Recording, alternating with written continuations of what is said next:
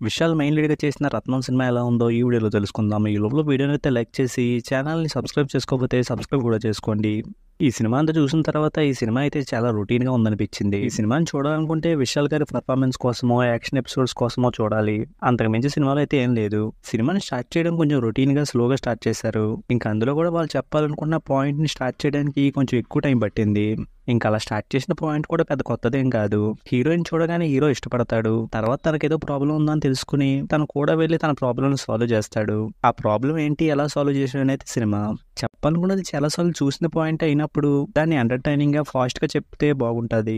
కానీ ఈ సినిమా విషయంలో అయితే అస్సలు అలా జరగలేదు. ఇక సినిమా ఇంటర్వెల్‌కి ముందు అయితే చిన్న ట్విస్ట్ ఒకటి రివీల్ అవుతుంది. అది చూసాక హీరో హీరోయిన్ల మధ్య ఎమోషన్స్‌ని ఎలా చూడాలి, వాటిని ఎలా ఫీల్ అవ్వాలి కన్ఫ్యూజన్ అయితే వస్తుంది. ఇక దానికి క్లారిటీ అయితే సెకండ్ హాఫ్ స్టార్ట్ అయిన చాలా సేపటికి ఇచ్చారు. సెకండ్ హాఫ్ అంతా కూడా విలన్ హీరోయిన్ చంపడానికి ట్రై చేస్తే హీరో కాపాడడమే సరిపోతుంది. ఆ సీన్స్ అన్ని కూడా రిపీటెడ్ గా వస్తున్నట్టు స్లోగా ఉన్నట్టు ఉంటాయి. ఇంక వీటన్నిటి మధ్యలో వచ్చే యాక్షన్ ఎపిసోడ్స్ అయితే చూడడానికి బాగానే అనిపించాయి. సినిమా క్లైమాక్షన్ అయితే చాలా సేపు లాగినట్టు అనిపించింది.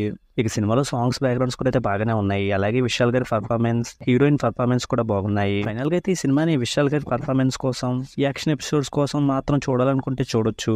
అంతకు మించి సినిమాలో ఏదైనా ఉంటుందని మాత్రం ఎక్స్పెక్ట్ చేస్తే డిసప్పాయింట్ అవుతారు. ఇక ఈ సినిమాకి నేను ఇస్తున్న రేటింగ్ అయితే 2.25 అవుట్ ఆఫ్ 5. ఇక వీడియోకి వచ్చేసి ముందు వీడియోని లైక్ చేసి ఛానల్ని సబ్స్క్రైబ్ చేసుకోకపోతే సబ్స్క్రైబ్ కూడా చేసుకోండి.